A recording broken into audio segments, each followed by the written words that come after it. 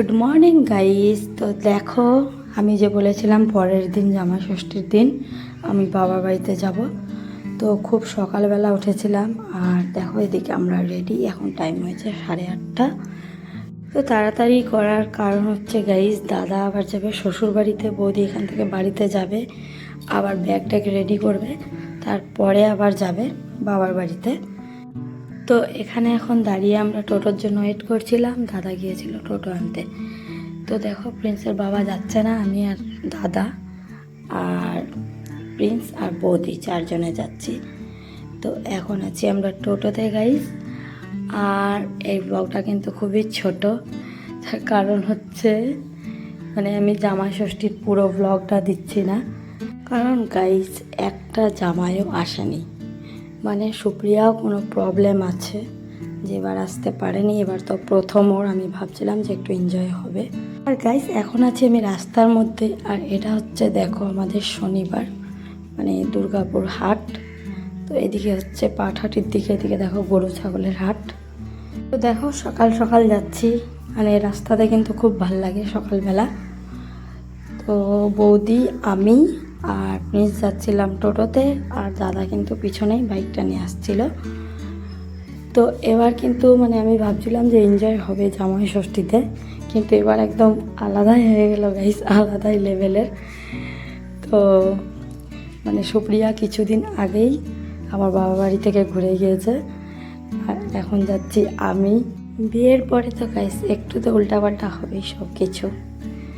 তো আমাকে মনটা খারাপ লাগছিল একটু, যে আমি ভাবছিলাম ষষ্ঠীতে আসবে, ষষ্ঠী না থাক তবুও একটু এনজয় হবে সবাই মিলে, আনন্দ, কিন্তু কেউই আসতে পারবে না। তো তার জন্যই আমি ষষ্ঠীর কোনো ব্লগ দিইনি। তো দেখো আমরা পৌঁছে গেলাম এখন আমাদের ঘাটের কাছে। তো এখন নদীতে গাইস নৌকা। তো দেখো এখন আছি নৌকাতে। তো আমাদের ভাগ্যটা কিন্তু ভালোই গাইস, দেখো এখন নৌকাতে আস্তে আস্তে এই পারেই ছিল নৌকাটা, খুব তাড়াতাড়ি পার হয়ে গেলাম আমরা নদী। আর এখন দেখতেই পাচ্ছ মাচা টাচা উঠে গিয়েছে, নদীতে জল বেড়েছে। এখন নৌকায় থাকবে বর্ষাটা গোটাই, তারপরে আবার ঠান্ডা যখন পড়বে তখন আবার হবে মাচা। দেখো নদীতে এখন কিন্তু জল, আরও জল বাড়বে। তো এটা হচ্ছে আমাদের মহানন্দা নদী। নদীটা গাইস যখন জল ভরে যায় বন্যার সময়, এত ভয় লাগে, দেখলে তোমরা পাগল হয়ে যাবে। জাস্ট এত ভয়াবহ হয়ে যায় নদীটা। তো গাইস ঘাট পার হয়ে আমরা টোটোতে চলে এসেছিলাম, আর দেখো ফাইনালি এখন পৌঁছে গেলাম বাড়িতে। আর কি শান্তি গাইস দেখো। আর এই সাইডে দেখো, আমি বাড়িতে ঢুকতে না ঢুকতেই মা রামকেল গিয়েছিল। কিছুদিন আগে রামকেলের মেলা হয়েছিল। তো দেখো এগুলো এনেছে প্রিন্সের জন্য, বাদ্যযন্ত্র। আমার মাথাটা পুরো শেষ করে দিল গাইস 2 দিনের মধ্যেই। এই যে দেখো ঢোলের কাঠি টাঠি সব কিছু একদম ভেঙে দিয়েছে। শান্তি পেয়ে গিয়েছি আমি ঢোলের কাঠি টাঠি ভেঙে। দেখতেই পাচ্ছ আসতে না আসতেই মা একদম সব কিছু বের করে দিল। আর প্রিন্স এখানে আমাদের মেলার সময় ঢাক যে বাজাচ্ছিল ওরকম বাজাচ্ছে। দেখো মা আর প্রিন্স একদম পুরো জমে উঠেছে ওদের।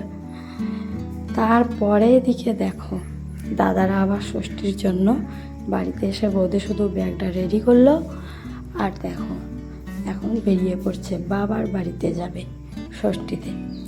তো চলো এখন আমি একটু ফ্রেশ ট্রেশ হয়ে নিব, তারপরে তো খাওয়া দাওয়া আছেই।